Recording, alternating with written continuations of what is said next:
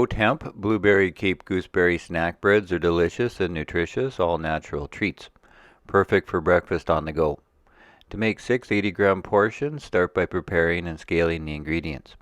To make a cup of sweet and tangy Blueberry Cape Gooseberry compote, add to a sauce pot 100 grams sliced Cape gooseberries, 150 grams blueberries, 60 grams turbinado sugar, and the zest and juice of a navel orange. Bring to a boil and simmer until the berry syrup thickens, about 3 minutes, and allow to cool. To make oat flour, blend and sift rolled oats into a fine powder.